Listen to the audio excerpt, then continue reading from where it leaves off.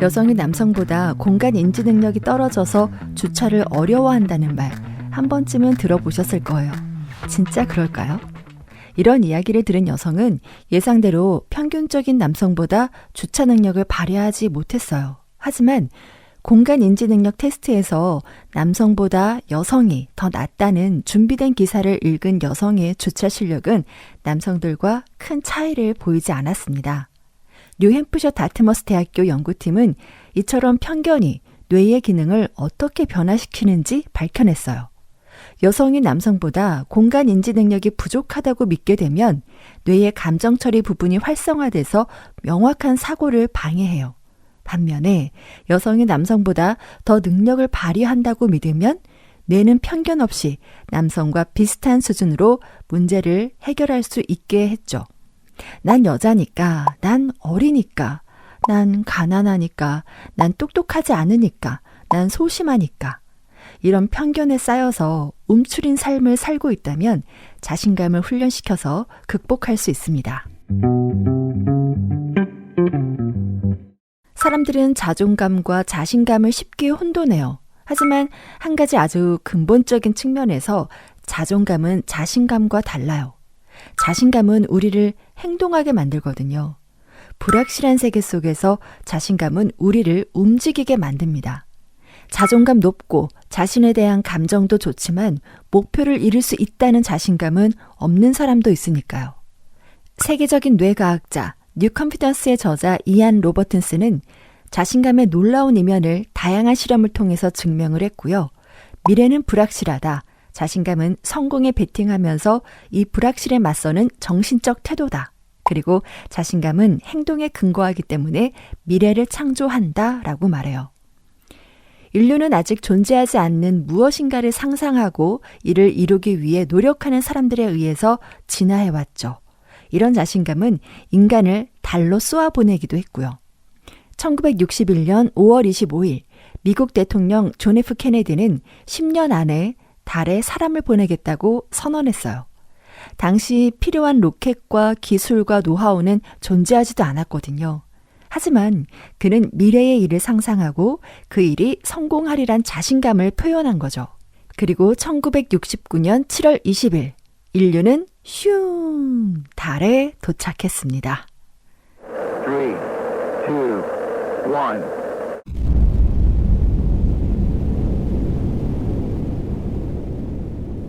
이는 자신감 덕분만은 아니었어요.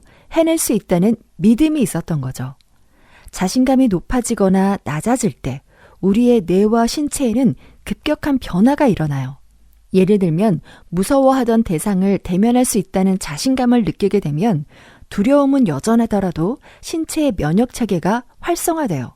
반대로 두려운 대상에 맞설 능력이 없다고 생각할 때 그 대면에 성공할 가능성은 실제로도 낮아집니다. 다이어트를 하겠다고 다짐했을 때 예를 들면 샐러드를 먹는 것부터 시작할 수 있다는 자신감이 있나요? 자신감의 첫 번째 요소는 적게 먹으면 체중이 줄 것이다와 같은 믿음이에요. 자신감의 두 번째 요소는 결과 여부가 아니라 자신이 이를 실행할 수 있다는 믿음이죠. 먹는 양을 줄이면 체중도 내려간다는 사실을 믿는다고 해봐요. 하지만 슬슬 의심이 들기 시작합니다. 아, 내가 정말 샐러드만 먹을 수 있을까? 점점 나는 할 수 없을 거라는 생각이 들어요. 내가 할 수 없다고 생각하면 할 수 없는 거예요. 아무리 올바른 선택이 올바른 결과를 가져올 거라는 믿음이 있어도 나는 할 수 없다면서 행동하지 않으면 자신감은 태어나기도 전에 죽어버려요.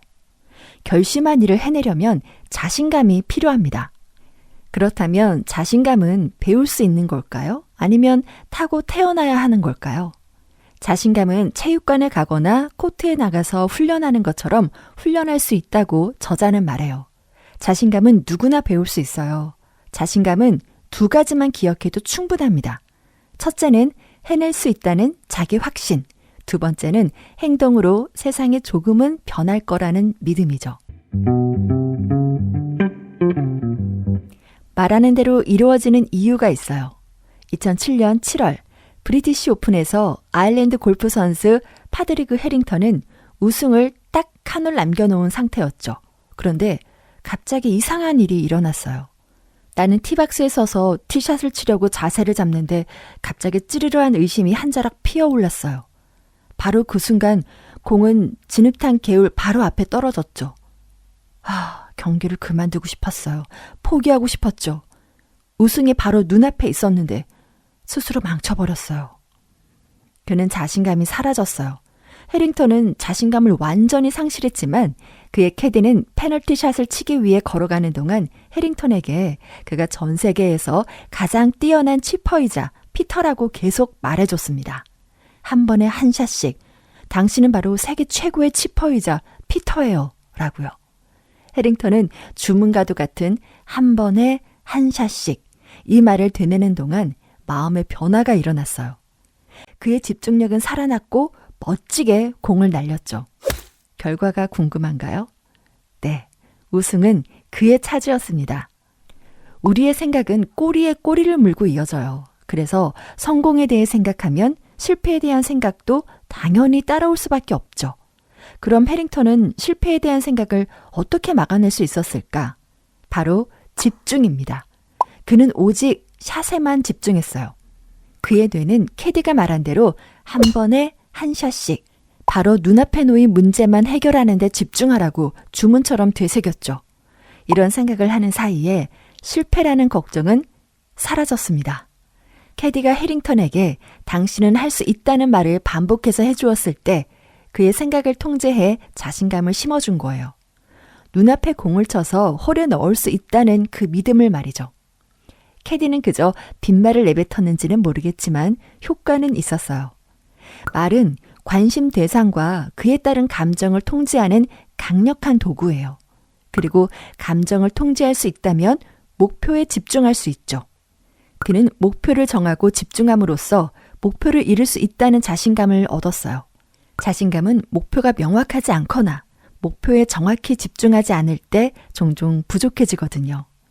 그럼 자신감을 높이는 것은 무엇이 먼저일까요? 말일까요? 감정일까요? 피츠버그 대학교 연구팀은 실험 참가자들에게 암산을 시켰어요. 암산을 시키기 전에 첫 번째 그룹은 나는 불안하다 라고 말하게 했고 두 번째 그룹은 나는 신난다 라고 말하게 했어요. 결과는 신난다고 말했던 사람들이 불안하다고 말했던 참가자들보다 암산을 더 잘했습니다. 언어는 자신감에 접근할 수 있는 가장 쉬운 도구이자 가장 강력한 도구예요. 긍정적인 단어를 크게 말하기만 해도 목표에 대한 집중력이 강해져서 목표를 더 잘 이룰 수 있게 됩니다.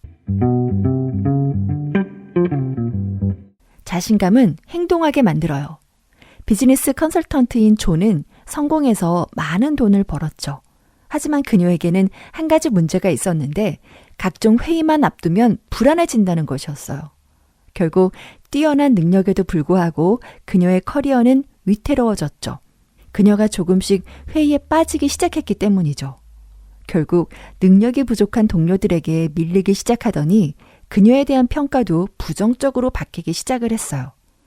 자신감은 기분을 좋게 하고 불안을 잠재워요. 왜냐하면 불확실한 미래에서 성공적인 결과를 예측하기 때문이죠. 반대로 불안과 우울은 부정적인 결과를 예측하고 그래서 자신감을 앗아가요. 저와 같이 불안을 많이 느끼는 사람들은 살면서 훨씬 더 적은 일을 하게 됩니다.